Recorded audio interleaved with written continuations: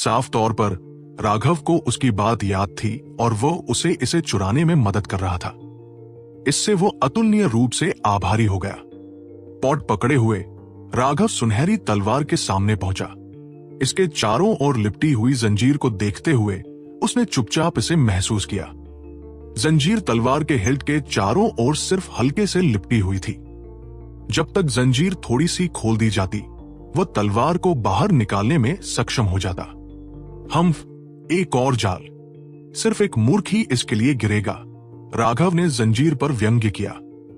चाहे वो जंजीर को छूने के लिए कुछ भी इस्तेमाल करे, उसे महसूस किया जाएगा। पॉट भी कोई अपवाद नहीं था। बाहर का फॉर्मेशन सिर्फ पहली रक्षा थी, ये जंजीर दूसरी रक्षा थी। जंजीर को हटाने में इतना आसान दिखाकर उन्होंने ये अनैतिक जाल बिछाया था। जंजीरों में अजीब उतार चढ़ाव थे। अगर वो इस जंजीर को छूना चाहता था तो उसे ऐसी किसी चीज की जरूरत होगी जो उसी सामग्री से बनी हो या जिसमें वही उतार चढ़ाव हो। संयोग से उसके पास वास्तव में ऐसी एक चीज थी। उसके हाथ में एक साइन ब्रिक दिखाई दी। उसने धीरे से इसे जंजीर से छुआ और पाया कि कोई प्रतिक्रिया नहीं हुई, नहीं खतरे का कोई एहसास हुआ। तभी उसे राहत महसूस हुई और उसने जंजीर को कुछ बार तोड़ने के लिए ईंट का इस्तेमाल किया। जंजीरें खुल गई। उसी क्षण सुनहरी तलवार की रोशनी खिल उठी और उसने वास्तव में आसमान में भागने की कोशिश की। जैसे ही वो उड़ना शुरू हुई, राघव, जो शुरू से तैयार था, ने पॉट से उस पर हमला कर दिया, उसे वापस नीचे धकेल दिया। राघव गुस्से में बोला, धिक्कार है, मेरे तुम्हें बचाने के बाद तुम्हें दया चुकाना नहीं आता। उसने पॉट से सुनहरी तलवार को कई बार तोड़ा। उसके रून्स मंद होने लगे और आइटम स्पिरिट ने डरावने उतार चढ़ाव छोड़े और दया की भीख मांगते हुए एक संदेश भेजा। वो पॉट से डर गया था। विशाल ताबूत शायद ऐसा कुछ हो सकता था जिसे राघव तोड़ने की हिम्मत नहीं करता, लेकिन एक एंसेस्ट्रल आइटम ऐसी चीज थी जिसे वो पॉट से संभालने में आश्वस्त था। आखिरकार उसे उस संबंध में अनुभव था। सुनहरी तलवार को दया की भीख मांगते हुए देखकर राघव पॉट और तलवार के साथ फॉर्मेशन से बाहर निकल गया। जब वो बाहर आया तो फॉर्मेशन अपनी पिछली स्थिति में लौट आया जैसे कुछ हुआ ही नहीं था, लेकिन उसके भीतर की सुनहरी तलवार गायब हो गई थी। सिर्फ हवा में तैरती हुई जंजीर ही बची थी। राघव ने सुनहरी तलवार अनिल को सौंप दी। जब अनिल ने इसे प्राप्त किया तो उसके नीचे की जमीन हिल गई, क्योंकि सुनहरी तलवार अविश्वसनीय रूप से भारी थी। वो ब्रॉडस्वॉर्ड से 10 गुना ज्यादा भारी थी, जिसका वो वर्तमान में उपयोग कर रहा था। वो एक एंसेस्ट्रल आइटम थी। हेवन स्प्लिटिंग बैटल सेट के भीतर एक भी एंसेस्ट्रल आइटम नहीं थी, यहां तक कि बॉसेस के पास भी नहीं थी। लेकिन वह अनिल इसे हासिल करने वाला पहला व्यक्ति था। राघव ने आग्रह किया, इतना उत्साहित मत हो, जल्दी करो और इसका मालिक बनने के लिए खून की एक बूंद डालो। अनिल ने जल्दबाजी में अपने एसेंस ब्लड की एक बूंद टपकाई। इसने एक कॉन्ट्रैक्ट सील बनाया। ये एक एंसेस्ट्रल आइटम के साथ कॉन्ट्रैक्ट बनाने का तरीका था। हालांकि सुनहरी तलवार के चारों ओर एक बाधा दिखाई दी, जिसने अनिल के कॉन्ट्रैक्ट को अस्वीकार कर दिया। यह साफ तौर पर अनिल को अपना मालिक स्वीकार करने को तैयार नहीं थी। ओ, राघव ने धमकी भरे अंदाज में पॉट उठाया। सुनहरी तलवार थोड़ी हिल गई और बाधा गायब हो गई। इसने तुरंत अनिल के एसेंस ब्लड को सोख लिया। हाँ, अनिल ने एक सेकंड के लिए हंसा, इससे पहले कि उसने अपना मुंह बंद कर लिया। अपने उत्साह में वो भूल गया था कि ये डेथ की भूमि थी। एक बार जब अनिल को उसका हथियार मिल गया तो राघव ने केतन के लिए एक ब्रॉडस्वॉर्ड निकालने के लिए भी यही काम किया। यह भी एक एंसेस्ट्रल आइटम थी। वे दोनों खुशी से लगभग बेहोश हो गए थे। राघव को 2 एंसेस्ट्रल आइटम्स इतनी आसानी से हासिल करते हुए देखकर उनकी आंखें उस व्यक्ति की रोशनी से चमक रही थी जो अभी अभी अमीर बना था। राघव, चलो कुछ और लेते हैं। राघव ने सिर हिलाया। समय नहीं है, अभी हमें हेवन स्प्लिटिंग डिवाइन टैबलेट पर वापस जाना होगा। हमें इसे वापस जमीन में डूबने से पहले दूर ले जाना होगा। यह कहने के बाद वह उन्हें हेवन स्प्लिटिंग डिवाइन टैबलेट पर वापस ले आया। राघव और उसके दोस्त अब हेवन स्प्लिटिंग डिवाइन टैबलेट को बचाने के लिए तैयार है, जिसे उन्होंने खुद के लिए 2 एंसेस्ट्रल आइटम्स चुराने के बाद हासिल किया है। क्या वे इस अमूल्य टैबलेट को सुरक्षित रूप से बाहर निकाल पाएंगे या क्या वे पकड़े जाएंगे? आप आगे क्या जानना चाहेंगे? विशाल हेवन स्प्लिटिंग डिवाइन टैबलेट हवा में लटका हुआ था। इसका शरीर एक दूसरे को काटती हुई चैनों से कसकर बंधा हुआ था। यहां तक कि अनिल और केतन भी यह देखकर कांप उठे कि यह कितनी कसकर बंधा हुआ था। उन्हें जो 2 एंसेस्ट्रल आइटम्स मिले थे वे केवल एक चेन से बंधे थे, लेकिन हेवन स्प्लिटिंग डिवाइन टैबलेट को हजारों चेनों से बंधे होना चाहिए था। इतना ही नहीं, इन चेनों को कसकर गांठ लगाया गया था ताकि उन्हें खोलने का कोई रास्ता न हो, और अगर उन्हें खोला भी जा सकता था तो भी पर्याप्त समय नहीं था। इस दौरान राघव इस जगह के कुछ नियमों को समझने में कामयाब रहा था। साधारण एंसेस्ट्रल आइटम्स आमतौर पर एक दिन के लिए हवा में मंडराते थे। केवल कुछ अत्यंत शक्तिशाली अस्तित्व ही एक बार में 3 दिनों तक हवा में रहते थे। लेकिन हेवन स्प्लिटिंग डिवाइन टैबलेट पर कितनी चैनें लपेटी गई थी, और उनसे बनने वाली हजारों गांठों को देखते हुए भले ही किसी ने उन्हें नोटिस नहीं किया होता, 30 दिन भी इसे मुक्त करने के लिए पर्याप्त नहीं होते। हम हेवन स्प्लिटिंग डिवाइन टैबलेट को कैसे रिहा करें? अनिल ने पूछा। इसे सीधे काटकर आजाद करें। हमें बस इन चेनों को काटने की जरूरत है। राघव ने धीरे धीरे ब्लड ड्रिंकर को बाहर निकाला। अनिल और केतन अपने कानों पर विश्वास नहीं कर सके। उनकी नजरों में राघव अविश्वसनीय रूप से चतुर था। क्या ऐसा लापरवाह तरीका वास्तव में उसकी शैली थी? उनके अविश्वास भरे भावों को देखकर राघव मुस्कुराया। बूढ़े आदमी ने पहले ही कहा है कि जब बुद्धि चीजों को हल नहीं कर सकती है तो आपको शक्ति का उपयोग करने की जरूरत होगी। इन चैनों ने हेवन स्प्लिटिंग डिवाइन टैबलेट को कसकर बांधा है, और एक देवता भी उन्हें खोलने के लिए बुद्धि का उपयोग करने में सक्षम नहीं होगा। हमारे पास केवल एक विकल्प शेष है। ये चेनें पूरी तरह से धातु की नहीं है और वे अत्यंत लचीली और कठोर है। हमें उन्हें काटने के लिए शक्ति और तेजी दोनों की जरूरत होगी। मैं तेज पहलू को संभालूंगा और तुम दोनों शक्ति पहलू को संभालो। शक्ति और तेजी के संयोजन के साथ हमारे पास इन चेनों को काटने की 10% संभावना होनी चाहिए। अनिल और केतन ने हेवन स्प्लिटिंग डिवाइन टैबलेट पर हजारों चेनों को देखा और उन्हें कोई विश्वास नहीं था। क्या हमारे पास वास्तव में केवल 10% संभावना है? 10% पहले ही बुरा नहीं है। कभी कभी किस्मत भी एक तरह की शक्ति होती है। तो चलो देखते हैं कि तुम कितने भाग्यशाली हो। राघव ने जानबूझकर अपनी किस्मत का जिक्र नहीं किया, क्योंकि जब किस्मत की बात आती थी तो उसे उन पर भरोसा करना पड़ता था। लेकिन अगर यह काम भी करता है तो हमें क्या करना चाहिए? यह निश्चित रूप से उन प्राणियों को चौंका देगा। राघव, तुम्हें जाना चाहिए। तुम्हारे पास दिमाग है और तुम निश्चित रूप से भाग सकते हो। हम दोनों हेवन स्प्लिटिंग डिवाइन टैबलेट को मुक्त करने की कोशिश करेंगे। अगर हम गिर जाते हैं तो भी तुम हमारे सीखे हुए रहस्यों के साथ भागने में सक्षम होगे, तो ये फिर भी एक सफलता होगी, केतन ने कहा। चाहे वे इन चैनों को काटने में सफल हों या नहीं, डेविल स्पिरिट माउंटेन से हेवन स्प्लिटिंग डिवाइन टैबलेट को वास्तव में बाहर निकालने की उनकी संभावना बहुत कम थी। लेकिन उनमें से कोई भी कोशिश किए बिना हार मानने को तैयार नहीं था। Heaven splitting divine tablet heaven splitting battle sect की विरासत दैवीय वस्तु थी, और इसका उपयोग केवल स्प्लिट द हेवंस के 9 रूपों को रिकॉर्ड करने तक सीमित नहीं था। केवल संपूर्ण हेवन स्प्लिटिंग डिवाइन टैबलेट ही हेवन स्प्लिटिंग बैटल सेक्ट को उसके पुराने शिखर पर वापस ला सकता था। यह हेवन स्प्लिटिंग बैटल सेक्ट के रहस्यों से संबंधित था। यही कारण था कि इस पर जो था उसे रिकॉर्ड करने के बावजूद वे अभी भी इसे दूर ले जाना चाहते थे। अभी उन्होंने डेविल स्पिरिट माउंटेन के काफी रहस्यों को जान लिया था। उन रहस्यों को बाहर लाने में सक्षम होना एक विशाल जीत थी।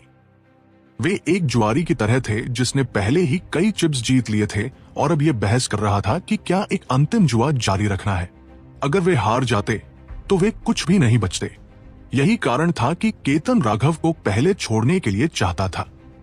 भले ही वह और अनिल मर जाते, उनका मिशन फिर भी एक सफलता होता।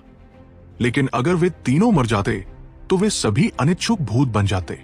इसकी चिंता मत करो, मैंने पहले ही सोच लिया है कि बाहर कैसे निकलना है। हम में से कोई भी नहीं मरेगा।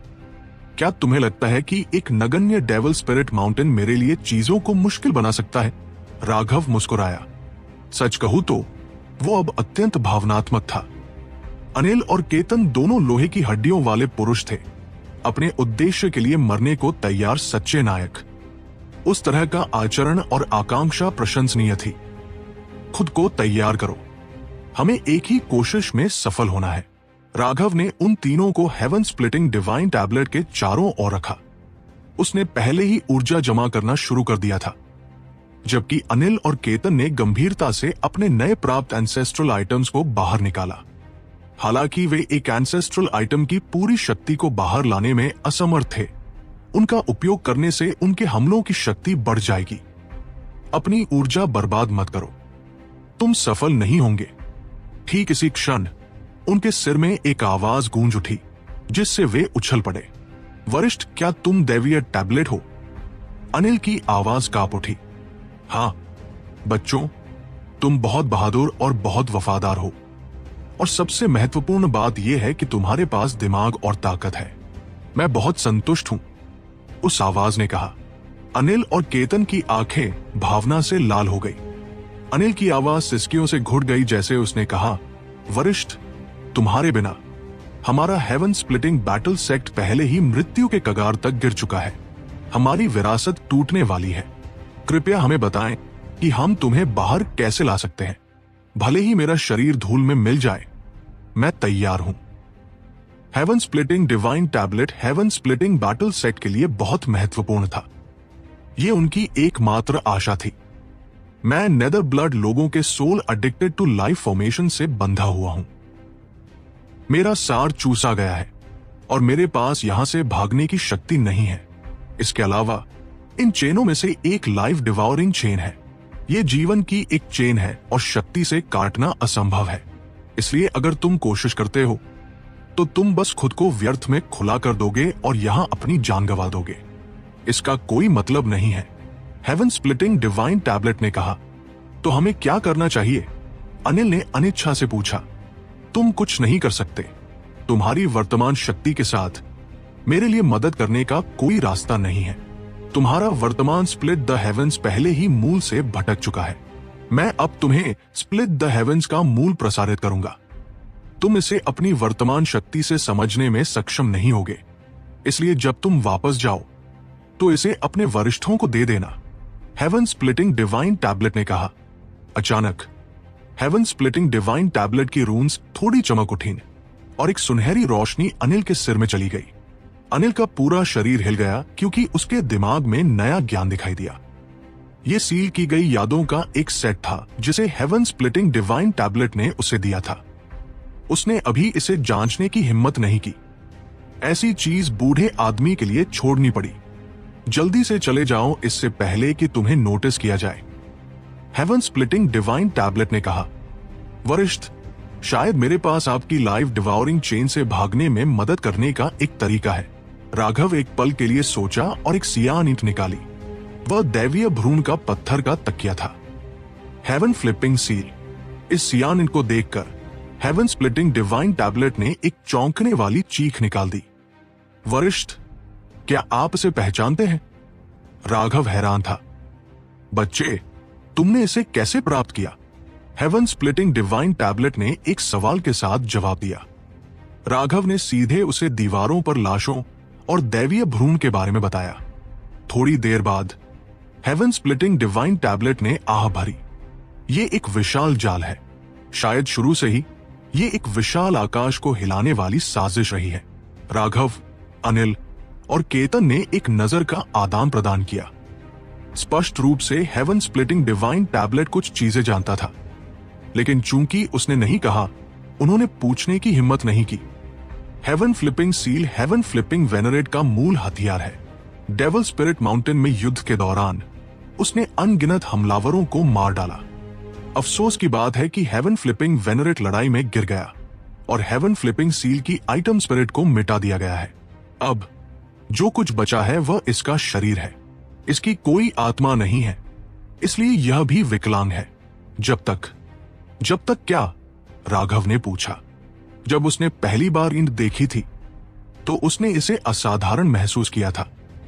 अब उसे पता चला कि यह वास्तव में एक आश्चर्यजनक इतिहास वाला एक खजाना था। यह सुनकर कि यह विकलांग था, वह निराश हो गया। लेकिन हेवन स्प्लिटिंग डिवाइन टैबलेट के शब्दों से ऐसा लगा जैसे अभी भी आशा है। हेवन फ्लिपिंग सील की शक्ति अत्यंत महान है, लेकिन इसकी आइटम स्पिरिट मर जाने के साथ इसमें केवल एक शक्तिशाली शरीर है, लेकिन एक मार्शल वेपन की आत्मा नहीं है। हेवन फ्लिपिंग सील एक शक्तिशाली सोल आइटम है, क्योंकि हेवन फ्लिपिंग वेनरेट एक सोल मास्टर था। जब वे दोनों एक साथ काम करते थे तो वे लगभग अद्वितीय थे। हेवन स्प्लिटिंग डिवाइन टैबलेट अपनी यादों में खो गया लग रहा था। हेवन फ्लिपिंग सील को अपनी पुरानी महिमा में वापस आने देने के लिए तुम्हें इसके लिए एक नई आइटम स्पिरिट बनाने की जरूरत होगी, नहीं तो यह हमेशा एक मृत वस्तु रहेगी। अपनी पुरानी महिमा का 1000वां हिस्सा भी बाहर लाने में असमर्थ रहेगी। मैं इसके लिए एक आइटम स्पिरिट कैसे बना सकता हूं? राघव ने जल्दी से पूछा। मुझे याद है कि अल्केमी वर्ल्ड में 10,000 स्पिरिट बर्थ आर्ट नामक एक गुप्त कला थी। इसका उपयोग गोलियों में आध्यात्मिकता प्रदान करने के लिए किया जाता है। मैंने सुना है कि इस गुप्त कला का उपयोग चीजों को गढ़ने में भी किया जा सकता है। अगर तुम उस तरह की क्षमता को कमान कर सकते हो तो शायद तुम हेवन फ्लिपिंग सील को पुनर्जन्म लेने की अनुमति दे सकते हो। 10,000 स्पिरिट बर्थ आर्ट, क्या ये 9 आकाशों का 10,000 लाइफ स्पिरिट टेक्निक हो सकता है? राघव ने पिल सॉवरिन की यादों में खोजा, लेकिन इस 10,000 स्पिरिट बर्थ आर्ट को नहीं पाया। हालांकि उसे एक समान तकनीक मिली। तकनीक को ध्यान से देखते हुए उसने पाया कि यह वास्तव में समान थी। ये एक औषधीय गोली या मार्शल वेपन को आध्यात्मिकता प्रदान करने में सक्षम थी। इसे महसूस करते हुए राघव खुश हुआ। वो तुरंत इसका परीक्षण शुरू करना चाहता था ताकि ये देख सके कि क्या वह ईंट के लिए एक आइटम स्पिरिट बना सकता है। हालांकि हेवन फ्लिपिंग सील विकलांग है, यह वास्तव में मेरी वर्तमान स्थिति में मेरी बहुत मदद कर सकता है। हेवन स्प्लिटिंग डिवाइन टैबलेट की रून्स थोड़ी हिली और राघव के हाथों में ईंट उसे बांधने वाली चेनों तक उड़ गई। ईंट चेनों में से एक मात्र जो पारभासी थी से टकराई। चेन पर कुछ छोटी दरारें दिखाई दी। वरिष्ठ, क्या हम आपको इस तरह बाहर लाने में सक्षम होंगे? इसके बारे में सोचे बिना भी यह स्पष्ट रूप से लाइव डिवाउरिंग चेन थी जिसके बारे में उसने उन्हें बताया था। अनिल और केतन खुश थे। Live devouring chain devil spirit mountain के सभी प्रतिबंधों से जुड़ी हुई है। अभी मैंने इसमें केवल एक छोटी त्रुटि दिखाई दी है। उसके माध्यम से मैं धीरे धीरे फॉर्मेशन के प्रतिबंधों से भाग सकता हूं और अपनी ऊर्जा वापस पा सकता हूं। लेकिन मैं अब नहीं जा सकता, नहीं तो मुझे तुरंत महसूस कर लिया जाएगा। बच्चों, मेरे पास और ज्यादा समय नहीं है, लेकिन चिंता मत करो। लाइव डिवाउरिंग चेन के टूटे होने से मैं आखिरकार अपनी आजादी वापस पा लूंगा। मैं बाद में खुद ही चला जाऊंगा। तुम्हें ख्याल रखना चाहिए। ठीक इसी क्षण हेवन स्प्लिटिंग डिवाइन टैबलेट धीरे धीरे जमीन में वापस धंसना शुरू हो गया। फॉर्मेशन ने इसके चारों ओर पृथ्वी को बंद कर दिया और एक सियान ईंट राघव के हाथों में वापस उड़ गई। चलो चलते हैं, हमें इस बार वास्तव में फायदा हुआ है। हेवन स्प्लिटिंग डिवाइन टैबलेट ने जो कहा था उससे अनिल और केतन उत्साहित थे। हेवन स्प्लिटिंग डिवाइन टैबलेट अपने आप हेवन स्प्लिटिंग बैटल सेक्ट में वापस आएगा। उन्हें बस डेविल स्पिरिट माउंटेन से जीवित निकलना था। तुम चाहते हो कि मैं इस तरह खाली हाथ वापस जाऊं? ये अच्छा नहीं है। राघव ने एक अनिच्छुक भाव के साथ डेविल स्पिरिट माउंटेन के चारों ओर देखा। केतन ने गले में घूंट भरते हुए कहा, राघव, ये काफी है, अब हमें चलना चाहिए। इस समय राघव को हेवन फ्लिपिंग सील मिल चुका था, जबकि उन दोनों को 2 पैतृक वस्तुएं और स्प्लिट द हेवंस के पूरे 9 रूप मिल गए थे। उन्होंने हेवन स्प्लिटिंग डिवाइन टैबलेट की सील का एक हिस्सा तोड़ने में भी मदद की थी, जिससे उसका संप्रदाय में वापस आना केवल समय की बात थी। उन्होंने वो सब कुछ हल कर लिया था जिसे वे हल करने आए थे। उन्होंने कुछ स्वर्ग हिलाने वाले रहस्य भी सीखे थे, इसलिए सबसे अच्छा निर्णय जल्दी से भाग जाना था। जब तक वे जीवित निकल जाते ये एक पूरी सफलता होती। लेकिन राघव की भेड़िए जैसी निगाह देखकर उन दोनों के रोंगटे खड़े हो गए। राघव ने कंधे उचकाए। चूंकि हम आए हैं, हम खाली हाथ नहीं जा सकते। अनिल और केतन निःशब्द थे। हम खाली हाथ नहीं हैं। क्या तुम डेविल स्पिरिट माउंटेन को पूरी तरह से खाली करने की योजना बना रहे हो? उन्होंने आखिरकार महसूस किया कि उनमें से सबसे लालची राघव था। इतना कुछ हासिल करने के बाद भी वह संतुष्ट नहीं था। राघव ने कहा, मेरे एक्सपेंशन दाव सेट में कई भाई हैं जिन्हें लैस करने की जरूरत है। मैं देखना चाहता हूं कि क्या मैं कुछ और खजाने प्राप्त कर सकता हूं। ये ठीक है, काली हंडिया यही है। चलो, एक बार जब हम इस मौके को गवा देंगे तो दूसरा नहीं मिलेगा। राघव भागने लगा। अनिल और केतन लाचारी से कड़वे भावों के साथ पीछे हो लिए। उन्होंने हमेशा खुद को बड़ी हिम्मत वाला माना था, लेकिन उन्हें महसूस हुआ कि राघव की तुलना में उनकी हिम्मत इतनी बड़ी नहीं थी। एक पंखों वाली पोशाक इंद्रधनुषी प्रकाश मुक्त करते हुए अपनी जंजीर से बच निकली। ये सैकड़ों विभिन्न प्रकार के शक्तिशाली जादुई जानवरों के पंखों से बनी एक बेहद शक्तिशाली पैतृक वस्तु थी। वे साधारण पंख नहीं थे, वे उन जादुई जानवरों के मुख्य पंख थे। जैसे सीमा के पास तब रेडाई सेक्रेड ब्लड फिनिक्स का सच्चा पंख था। उस सच्चे पंख का उपयोग उसकी सभी दिव्य क्षमताओं को मुक्त करने के लिए किया गया था। जहां तक इस इंद्रधनुषी पंखों वाली पोशाक की बात है, इसके सभी पंखों के मालिक अत्यधिक भयानक अस्तित्व रहे होंगे। हर पंख ने अपना खुद का शक्तिशाली दबाव मुक्त किया। यह अब 9वां खजाना था, लेकिन 9 खजानों में यह सबसे मजबूत था, जिससे राघव खुश था। यह इंद्रधनुषी पंखों वाली पोशाक सीमा के लिए सबसे उपयुक्त थी। 9 पैतृक वस्तुओं को प्राप्त करने के बाद राघव को लगा जैसे उसके दिल में फूल खिलने वाले हैं। इस पंखों वाली पोशाक में वास्तव में एक महान आध्यात्मिकता थी, और उसे बचाने के बाद उसने अन्य पैतृक वस्तुओं की तरह तुरंत भागने की कोशिश नहीं की। राघव यहां तक कि उससे एक तरह की कृतज्ञता भी महसूस कर सकता था। उसने आसानी से पंखों वाली पोशाक को आदिम अराजकता अंतरिक्ष में खींच लिया। अन्य पैतृक वस्तुएं इतनी भाग्यशाली नहीं रही थी। उन्हें प्रस्तुत होने के लिए तैयार होने से पहले हंडिया से आधामृत पीटा गया था। जैसे ही उसने इन पैतृक वस्तुओं को वश में करने के लिए हंडिया का उपयोग किया, उसने पाया कि वो लगातार गहरा होता जा रहा था। उसके बीच में एक टुकड़ा था जो अब एक चमकीले प्रकाश से चमकना शुरू कर रहा था, जैसे कि इसे अभी भोजन को भूनने के लिए इस्तेमाल किया गया हो। ये खाना पकाने के लिए इस्तेमाल की जाने वाली एक लोहे की हंडिया जैसा अधिक से अधिक लग रहा था। जहां तक हंडिया के नीचे की बात है, तो वहां वो जंग जमा होना शुरू हो रहा था। ये जंग एक स्राव, सिक्रीशन और साथ ही कवच की एक परत दोनों लग रही थी। राघव इसके रहस्यों को नहीं देख पा रहा था, लेकिन उसकी अंतर्ज्ञान ने उसे बताया कि 4 नेशंस एंशिएंट रेमनेंट में उस रहस्यमय विशेषज्ञ द्वारा छोड़ा गया ये खजाना वर्तमान में किसी प्रकार के परिवर्तन से गुजर रहा था। हालांकि उसने जो भी कोशिश की, हंडिया ने उससे जुड़ने से इनकार कर दिया। वो उससे बातचीत करने में असमर्थ था। अभी भी उसे कोई अंदाजा नहीं था कि उसे इसका उपयोग कैसे करना चाहिए। इसके साथ उसका एकमात्र हमला करने का तरीका मारना था। ओह, हमें देखा गया है। राघव को अचानक खतरे का एक अस्पष्ट एहसास हुआ। इस दुनिया के कुछ प्राणी मारने की इच्छा के साथ दौड़कर आ रहे होंगे। उसे लगा जैसे उसने चीजें त्रुटिहीन ढंग से की है, लेकिन ऐसा लगा कि उसे अभी भी देखा गया था। संभवतः उसने बहुत अधिक खजाने चुराए थे और एक अलार्म सिस्टम के समान कुछ सक्रिय कर दिया था। खैर, ये वैसे भी काफी है। चलो चलते हैं। राघव हंसा। अपनी तलवार निकालते हुए उसने एक विशाल चट्टान पर जोर से वार किया। बहुत जल्दी चट्टान पर एक तंज भरा मुस्कुराता हुआ चेहरा दिखाई दिया। ये एक बहुत ही सरल, बहुत ही क्रूर चित्र था, लेकिन यह निश्चित रूप से बहुत अभिव्यंजक था। अनिल और केतन के बाल खड़े हो गए। राघव इस समय भी ऐसी चीज करने की इच्छा रखने के लिए वास्तव में बेशर्म था। अनिल ने आग्रह किया, राघव, अगर हम नहीं निकले तो बहुत देर हो जाएगी। राघव ने कंधे उचकाए। जल्दी में नहीं था। अभी भागना पहले ही बहुत देर हो चुकी है। वे 3 अलग अलग दिशाओं से आ रहे हैं। हम जिस भी रास्ते जाएंगे, हम पाए जाएंगे। ये क्या बकवास है?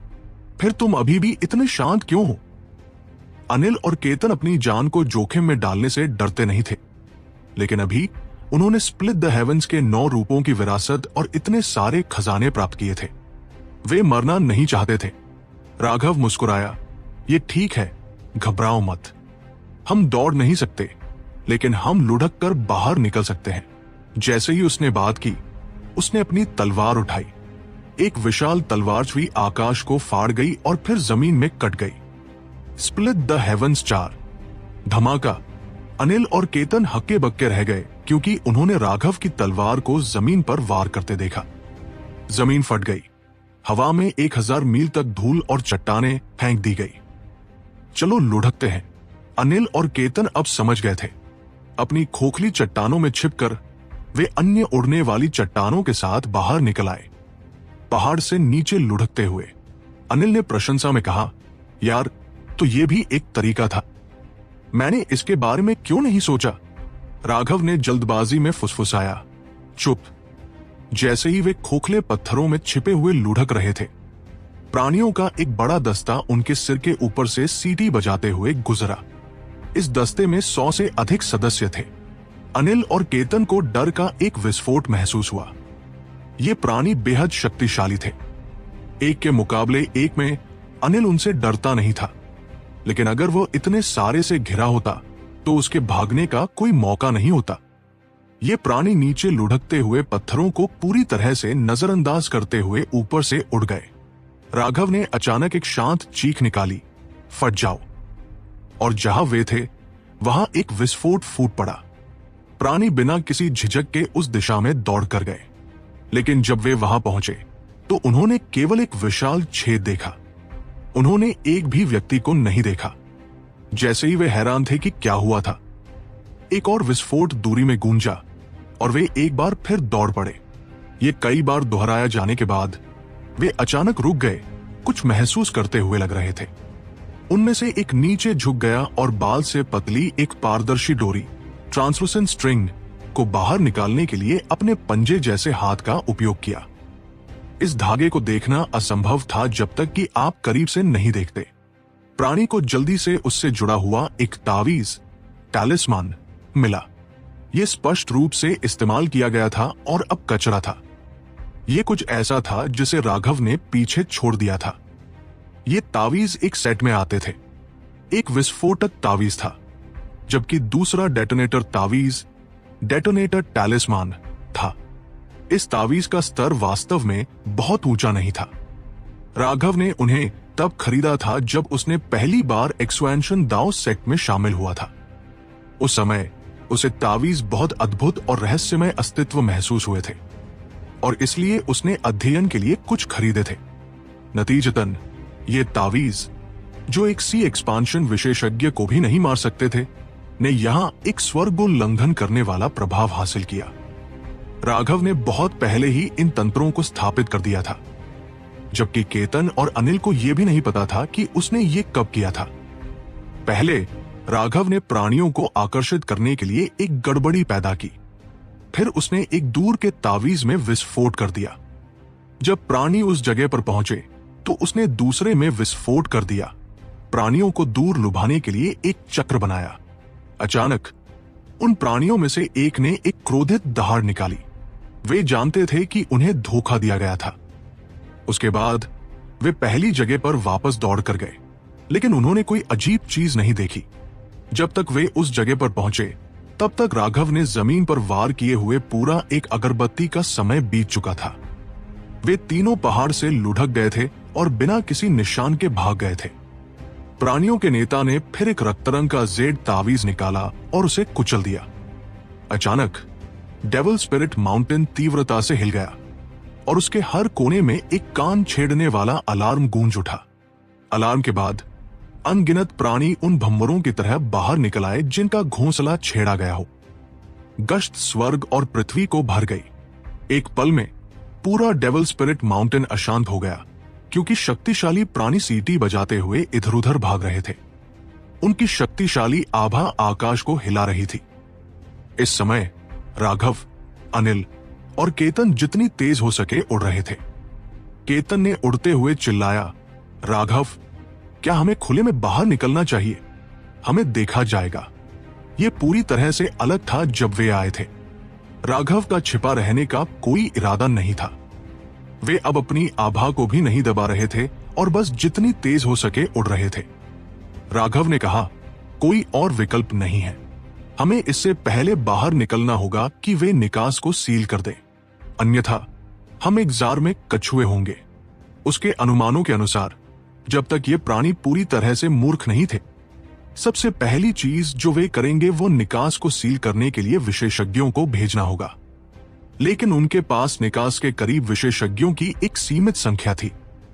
अगर वे और अधिक चाहते थे तो उन्हें अन्य क्षेत्रों से सहायता भेजनी होगी। अभी वे समय के खिलाफ एक दौड़ में थे। उन शक्तिशाली सुदृढ़ीकरणों के आने से पहले उन्हें डेविल स्पिरिट माउंटेन से बाहर निकलना होगा। अगर वे उतनी सावधानी और धीमे चलते जितने धीमे वे आए थे, तो भागने का वास्तव में शून्य मौका होगा।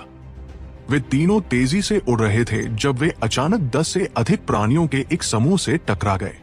उनके पास शक्तिशाली उतार चढ़ाव थे और मानव कृषकों के मानकों के अनुसार वे शायद एक रैंक 6 या 7 सेलेस्टियल के स्तर के आसपास थे।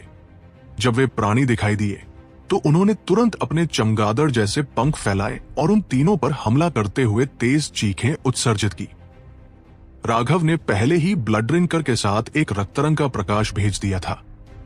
पूरी शक्ति से उन्हें मारो, हम धीमा नहीं हो सकते। उनमें से 3 प्राणी तुरंत मारे गए। वे प्राणी उन तीनों को रोकने में असमर्थ थे। उनके हमलों के तहत वे तुरंत खूनी धुंध में बदल गए। लेकिन यह धुंध लाल नहीं थी, ये काली थी। इन प्राणियों का खून स्याही जैसा काला था। अनिल ने तंज किया, हम इस दुनिया के प्राणी केवल इस स्तर पर है। राघव ने कहा, चिंता मत करो, थोड़ी देर में एक तीव्र लड़ाई शायद होगी। वे तीनों भाग गए। उन्हें रोकने की कोशिश कर रहे प्राणियों की 3 लहरों को मारने के बाद उन्होंने निकास देखा। लेकिन जब उन्होंने देखा तो अनिल और केतन ठंडी सांस लेने से खुद को नहीं रोक सके। ये तो बहुत ज्यादा है। अनिल और केतन को ठंड सी लग गई। इस समय हजारों की संख्या में इस दुनिया के जीव बाहर निकलने के रास्ते को रोक रहे थे और उन्हें ठंडी नजरों से घूर रहे थे। इतनी बड़ी संख्या का सामना करते हुए अनिल और केतन के दिल भी दहल गए थे। ये जानना जरूरी है कि हालांकि इन जीवों की आभा मानव जाति के फाउंडेशन फोर्जिंग दायरे के समान हो सकती है, लेकिन उनकी वास्तविक युद्ध शक्ति कहीं ज्यादा थी। उनके शरीर ठासकर सख्त थे, जो किंग आइटम्स के बराबर थे। वे बेहद तेज और शक्तिशाली थे। क्या तुम हेवन स्प्लिटिंग बैटल सेक्ट के वरिष्ठों की पीढ़ियों का बदला नहीं लेना चाहते थे? अब सबसे अच्छा समय है। अपनी पूरी शक्ति बाहर निकालो और इन जीवों को हमारे हेवन स्प्लिटिंग बैटल सेक्ट की शक्ति का अनुभव करने दो, राघव ने कहा। उनसे लड़ाई का इरादा उमड़ रहा था। राघव इन जीवों से घृणा करते थे। वे वास्तव में मानव जाति का शिकार के रूप में उपयोग करते थे। ये पूरी मानव जाति के लिए एक अपमान था। इन हरामजों को मार डालो। हेवन स्प्लिटिंग बैटल सेक्ट के वरिष्ठों का बदला। अनिल और केतन दोनों दहाड़े। उनकी आंखें लाल हो गई क्योंकि उन्होंने अपनी पूरी शक्ति मुक्त कर दी। वे दोनों अब लगभग पागल लग रहे थे। वे दोनों अपने उस वरिष्ठ के शव के बारे में सोच रहे थे जिसे उन्होंने गड्ढे में देखा था। वे इन जीवों से दिल से नफरत करते थे। उन्होंने आवेश में आक्रमण किया, भयानक शक्ति मुक्त की जिसने इन जीवों को पीछे हटने के लिए मजबूर किया। लेकिन अनिल और केतन भी ये जानकर हैरान थे कि ये जीव बेहद शक्तिशाली थे। व्यावहारिक रूप से उनमें से हर एक के पास एक रैंक 8 सेलेस्टियल के बराबर शक्ति थी, और जब उनमें से एक दर्जन ने एक ही समय में रोकने की कोशिश की तो वे एक भी को नहीं मार पाए। हालांकि उनमें से कुछ खून की उल्टी कर रहे थे। वे चोटें उनकी युद्ध शक्ति को प्रभावित करने के लिए पर्याप्त रूप से भारी नहीं थी। उनके दोनों के हमले अभी अभी उतरे ही थे कि एक विशाल खूनलाल सेबर इमेज आकाश में उठा, मौत की एक असीम आभा के साथ नीचे गिरा। राघव का तेज हमला उन जीवों पर सीधे उतरा जिन्होंने अभी अभी रोका था। अच्छा, अनिल और केतन दोनों खुश हुए। राघव का हमला पूरी तरह से समयबद्ध था। उन जीवों ने अभी अभी उनका हमला रोका था और इससे पहले कि यह भयानक हमला उतरता उन्होंने और ऊर्जा को बुलाया नहीं था। उनमें से 7 एक पल में मारे गए। लेकिन सामने हजारों की सेना की तुलना में 7 कुछ भी नहीं थे। अन्य जीवों ने क्रोधित दहाड़े मारी और ज्वार की तरह आगे बढ़े, उन्हें तुरंत निगल गए। Divine ring, 4 star battle armour. Raghav की दहाड़ एक देवता की दहाड़ की तरह थी। उनके पीछे एक 4 रंग का डिवाइन रिंग दिखाई दिया, जिससे असीम दबाव मुक्त हुआ। रोशनी का एक स्तंभ आकाश में उठा। उनकी आंखों में 4 तारे घूम रहे थे और एक शक्तिशाली ऊर्जा वेव ने सीधे आवेशित जीवों को पीछे धकेल दिया। मार डालो। एक गरजती दहाड़ के साथ राघव ने जीवों पर एक मील लंबा सेबर इमेज मुक्त किया। वे शक्तिशाली जीव राघव के हमले के सामने टोफू की तरह बिखर गए। विशाल सेबर इमेज द्वारा छुए गए उनमें से किसी को भी मार दिया गया। अनिल और केतन ने भी अपनी पूरी शक्ति मुक्त कर दी। उन्होंने बैटल गॉड सेक्रेड कैनॉन को अपनी चरम सीमा तक धकेल दिया। राघव के पीछे चलते हुए सहार किया। हालांकि जीवों ने उन्हें रोकने की अपनी पूरी कोशिश की। वे तीनों भेड़ों की भीड़ के बीच बाघों की तरह थे। जिसने भी उन्हें रोका उसे निर्दयतापूर्वक काट दिया गया। राघव अब भयंकर हो रहे थे। समय दबाव डाल रहा था। वे एक सांस का समय भी बर्बाद नहीं कर सकते थे। अभी वो आखिरकार ये अनुभव कर रहे थे कि हेवन अर्थ डिवाइन पूल के अभिषेक के बाद वो कितने मजबूत हो गए थे। उन्होंने अपने शरीर से अक्षय ऊर्जा बहती हुई महसूस की। उनके सामने के वे जीव या तो मारे गए या दूर फेंक दिए गए। हालांकि वे अभी भी बहुत ज्यादा थे और वे मौत से नहीं डरते थे। उन्होंने उन तीनों पर झपटना जारी रखा। जैसे जैसे समय बीतता गया उनमें से अधिक दिखाई दिए। अब उनकी एक समुद्र था, जबकि राघव और बाकी उग्र लहरों के भीतर तैरते रहने की कोशिश कर रही 3 छोटी नावें थे। लानत है, ये बदमाश बहुत ज्यादा है। हम उन सभी को नहीं मार सकते, अनिल ने गाली दी। शुरुआत में वे सिर्फ कुछ हजार थे, लेकिन अब हालांकि उन तीनों ने सैकड़ों को मार दिया था। उनके दुश्मनों की संख्या 10,000 से पार हो गई थी और बढ़ती जा रही थी। एकमात्र अच्छी बात यह थी कि वे तीनों अभी भी तेजी से आगे बढ़ रहे थे, निकास के करीब और करीब पहुंच रहे थे। उनके सामने फॉर्मेशन तक पहुंचने से पहले 100 मील से भी कम दूरी थी। एक बार जब वे अंदर दाखिल हो गए तो वे छोड़ने में सक्षम होंगे। आम समय के दौरान उनके स्तर के लोगों के लिए 100 मील को एक कदम में पार किया जा सकता था, लेकिन अब वे इन जीवों द्वारा रोके गए थे और एक कदम भी आगे बढ़ना मुश्किल था। राघव के सेबर के हर वार से कई जीव मारे जाते थे, लेकिन यह फिर भी मजबूती के आगमन के साथ तालमेल बिठाने के लिए पर्याप्त नहीं था। जिस चीज ने उन्हें असहाय महसूस कराया वो ये थी कि ये मजबूती केवल मजबूत होती गई। उनका अनुमान था कि सीमा की रक्षा करने वाले जीवन रूप सभी निम्न स्तर के जीवन रूप थे, जबकि ये नए असली अभिजात वर्ग थे। जिन जीवों को उन्होंने शुरुआत में देखा था उनके काले पंख थे, लेकिन अब कुछ चांदी के पंखों वाले दिखाई देना शुरू हो गए थे। ये चांदी के पंखों वाले जीव अन्य जीवों की तुलना में कई गुना मजबूत थे। एक के खिलाफ एक में अनिल और केतन उन्हें कुछ चालों के भीतर मारने में असमर्थ थे। सौभाग्य से उनकी कल्टिवेशन बेसिस अभी भी मानव जाति के फाउंडेशन फोर्जिंग दायरे के बराबर थी। कोई झेड कोर दायरे के जीव दिखाई नहीं दिए। वे तीनों मुश्किल से आगे बढ़े।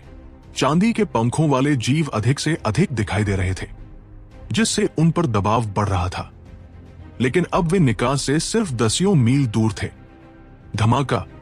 अचानक एक विस्फोटक आवाज गूंज उठी। 1 दर्जन चांदी के पंखों वाले जीवों ने मिलकर राघव को कई कदम पीछे धकेल दिया। लानत है, राघव का दिल दहल गया। आगे बढ़ते समय पीछे धकेल दिया जाना सिर्फ एक झटका नहीं था, ये उनकी तेजी को कम कर देगा। अगर उन्हें आगे बढ़ते समय पीछे धकेलना जारी रखा गया तो अंत तक पहुंचना बेहद मुश्किल हो जाएगा। Double dragon destruction! बिना किसी हिचकिचाहट के राघव के हाथ कांप उठे और एक बिजली और लौ का ड्रैगन बाहर उड़ गया। दोनों ड्रैगन दहाड़े और आपस में गुंद गए, चांदी के पंखों वाले जीवों को बिखेर दिया। काले खून ने हवा को भर दिया और जला दिया गया। वे बिजली और आग के प्रति कमजोर हैं। राघव खुश हुए। उन्होंने कभी उम्मीद नहीं की थी कि ये चांदी के पंखों वाले जीव इसके प्रति इतने कमजोर होंगे। जहां भी जोड़ा गए चांदी के पंखों वाले जीवों के शरीर कठोर हो जाते थे। उनके सख्त शरीर बर्फ के एक खंड जितने कमजोर हो गए। फिर बैंगनी लौय गुजरती और ये जीव जलती हुई भट्टी में फेंके गए ठंडे कप की तरह थे। वे तुरंत विस्फोट हो गए। जहां भी दोनों ड्रैगन गए वहां सफाई हो गई। उनके सामने एक विशाल पथ दिखाई दिया जिससे वे खुश हो गए। वे जल्दी से आगे बढ़े। अचानक अंतरिक्ष गड़गड़ाया क्योंकि हवा में एक बड़ा पंखों वाला राक्षस दिखाई दिया। उसके पंख वास्तव में सुनहरे थे। अन्य जीवों ने तुरंत सुनहरे पंखों वाले जीव के लिए एक रास्ता खोल दिया। वे स्पष्ट रूप से उससे डरे हुए थे। सुनहरी रोशनी उसके चारों ओर बहती थी जिससे ये जीव एक सुनहरे राक्षस जैसा दिखता था। उसकी आंखें पूरी तरह से बर्फीली थी। घिनौनी मानव जाति, मर जाओ। सुनहरे जीव ने वास्तव में मानव शब्द थूक दिए। उसने उन तीनों पर एक मुक्का भेजा। उसकी मुट्ठी भी सुनहरी थी। उसके भीतर कुछ अजीब ऊर्जा घूम रही थी और जहां भी वो गुजरा अंतरिक्ष गड़गड़ाया जैसे कि इसे सीमा तक संपीड़ित किया जा रहा हो। अनिल और केतन ने उसकी मुट्ठी पर शक्तिशाली स्वोर्ड ऊर्जा मुक्त किया। एक विस्फोट ने दुनिया को हिला दिया। जमीन विस्फोट हुई और धूल ने हवा को भर दिया। अनिल और केतन ने एक मुंह खून की उल्टी की क्योंकि उन्हें पीछे धकेल दिया गया। लगभग अपने हथियारों पर अपनी पकड़ खो दी। वे झटके से भर गए थे। ये सुनहरा जीव पूरी तरह से भयानक था। यहां तक कि जब वे दोनों ने मिलकर काम किया तब भी वे उसके मुक्के को प्राप्त करने में सक्षम नहीं थे।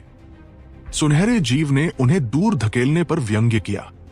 उसने एक और मुक्का मारा, इस बार राघव पर। सावधान रहो, अनिल और केतन चिल्लाए। उसकी शक्ति का अनुभव करने के बाद वे जानते थे कि ये उनकी समझ से आगे निकल गई है। क्या तुम्हें लगता है कि तुम जैसे कचरे का एक टुकड़ा मुझ पर ध्यान देने के लिए उपयुक्त है? राघव ने व्यंग्य किया। शक्ति के मामले में उन्हें कभी किसी से डर नहीं लगा था। Green dragon battle armour. Raghav का शरीर हरे तराजुओं से ढक गया। जब उनके 108,000 तराजू दिखाई दिए तो उनके 108,000 इमॉर्टल प्लेटफॉर्म्स ने तेजी से घूमना शुरू कर दिया। उनमें से प्रत्येक उनके तराजुओं में से एक से मेल खाता था। जब उनके इमॉर्टल प्लेटफॉर्म्स और तराजुओं ने एक गूंज बनाई तो एक रहस्यमय ऊर्जा दिखाई दी जो उन सभी को जोड़ने वाले अनगिनत छोटे धागों की तरह महसूस हुई। उस पल में राघव ने एक दहाड़ मारी जिसने आकाश को हिला दिया। उनकी शक्ति एक ज्वालामुखी की तरह विस्फोट हुई क्योंकि उन्होंने सुनहरे जीव पर एक मुक्का भेजा। एक सुनहरी मुट्ठी हरी मुट्ठी से टकराई। चारों दिशाओं में शक्तिशाली ऊर्जा फूट पड़ी। आसपास के प्राणी ऊर्जा से दूर फेंक दिए गए और उनमें से कुछ कमजोर प्राणी सीधे मारे गए। ये अविश्वसनीय शक्ति इतनी जबरदस्त थी कि अनिल और केतन को भी दूर उड़ने से बचने के लिए पृथ्वी की गहराई में स्वोर्ड ऊर्जा को चुभोना पड़ा। फिर भी उन्होंने खून खांस दिया। वे उनकी टकराती शक्ति से घायल हुए थे। वे दोनों हैरान हुए बिना नहीं रह सके। उन्होंने उम्मीद नहीं की थी कि यह सुनहरा प्राणी इतना भयानक होगा, लेकिन सौभाग्य से राघव इसके खिलाफ समान स्तर पर लड़ने में सक्षम था। उन्होंने देखा कि उनकी मुट्ठियां अभी भी आपस में जुड़ी हुई थी। उनकी मुट्ठियों से अनगिनत लहरें फूट रही थी जो आसमान और पृथ्वी से टकराती लहरों की तरह ऊपर उठ रही थी। साफ तौर पर वे दोनों लगातार अपनी शक्ति बढ़ा रहे थे। हवा में अपने बाल फड़फड़ाते हुए राघव उस सुनहरे प्राणी का सामना करते हुए एक देवता जैसा लग रहा था। जिस बात ने अनिल और केतन को असहज कर दिया वो ये थी कि बस 10 मील दूर फॉर्मेशन इस अपार शक्ति को सहने के बाद भी चकनाचूर नहीं हुई। ये बस थोड़ा सा ही कापी। इतनी अपार शक्ति फॉर्मेशन को नुकसान पहुंचाने में असमर्थ थी। क्या उनके लिए इससे बाहर निकलना सचमुच संभव था?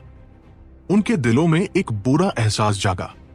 अगर वे फॉर्मेशन को नहीं तोड़ सके तो वे तीनों यहीं मर जाएंगे।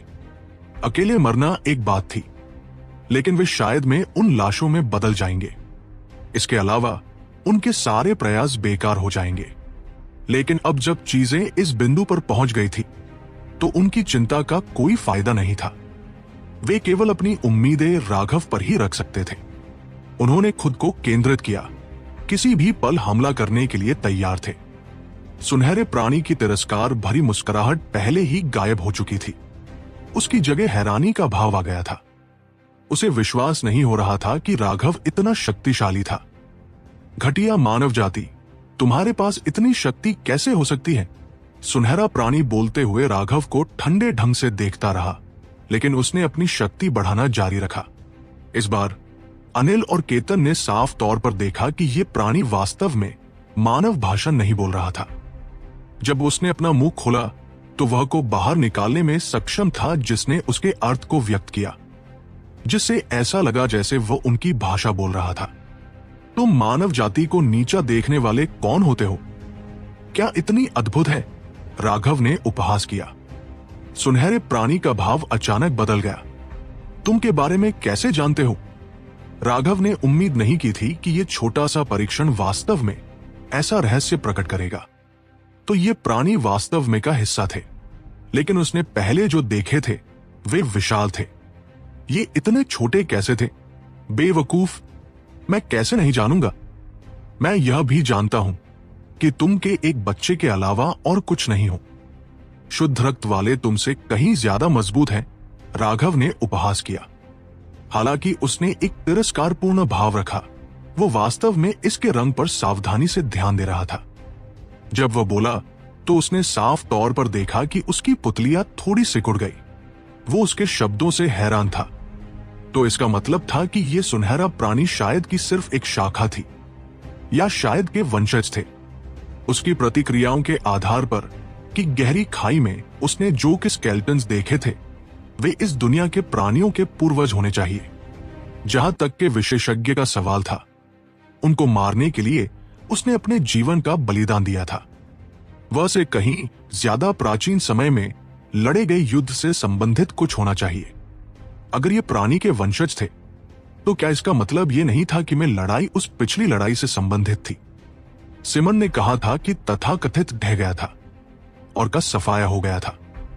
ये सब क्या कारण और परिणाम थे? मरो, जैसे ही राघव तेजी से सोच रहा था, सुनहरा प्राणी ने एक जोरदार दहाड़ लगाई और उसके माथे से एक प्रकाश की किरण निकली और राघव पर गई। राघव चौंक गया। अचानक याद आया कि अपनी को अपने माथे पर स्थित में संघनित करते थे। इतनी नजदीकी दूरी पर उसके पास चकमा देने का समय नहीं था। अगर मारा गया तो उसका सिर यकीनन फट जाएगा। अनिल और केतन के भाव बदल गए। उन्होंने उम्मीद नहीं की थी कि सुनहरे प्राणी के पास इतना भयानक हमला होगा। ठीक इसी क्षण राघव के सिर के सामने एक परिष्कृत औषधीय कड़ाही दिखाई दी, जो प्रकाश से टकराई। यह थी कुणाल के हाथों से इसे प्राप्त करने के बाद राघव इसे हर समय अपने में पोषित कर रहा था। उसने इसका उपयोग कुछ बार गोलियों को परिष्कृत करने के लिए किया था, लेकिन मैं आने के बाद वो इसे लगभग भूल गया था। उसने पर नहीं लगाया था। ये अपने आप हिल सकता था और राघव को खतरे में देखकर उसने वास्तव में उसकी रक्षा के लिए अपनी कार्रवाई की। प्रकाश टूट गया जबकि सुनहरे प्राणी पर हमला किया। सुनहरा प्राणी सदमे में उछल पड़ा। उसे अपनी दिव्य क्षमता पर पूरा भरोसा था। उसे राघव को मारने के लिए इसका उपयोग करने का भरोसा था, लेकिन इसके बजाय यह शक्तिशाली कड़ाही दिखाई दी और अचानक हमला किया। उसकी अंतर्ज्ञान ने उसे बताया कि अगर मारा गया तो उसका सिर यकीनन फट जाएगा। सुनहरे प्राणी के पंख हिल गए और उसके शरीर के चारों ओर सुनहरे जल उठे। वो एक प्रकाश की किरण में बदल गया जो अतुलनीय गति से पीछे हट गया। बस के हमले से बाल बाल बचा। शक्ति के मामले में तुम बहुत कमजोर हो। क्या घटिया में बस यही थोड़ी सी क्षमता है? राघव ने उपहास किया। उसने के पैरों में से एक को पकड़ा और सुनहरे प्राणी पर दे मारा। उसके लिए वास्तव में एक को नियंत्रित करने का कोई तरीका नहीं था। जहां तक का सवाल था, यह अभी तक ठीक नहीं हुआ था। जब तक उसके पास कोई विकल्प नहीं था, वह भी अपनी शक्ति का उपयोग नहीं करना चाहता था। लेकिन राघव की शक्ति के साथ कड़ाही से मार कोई भी सहन नहीं सकता था।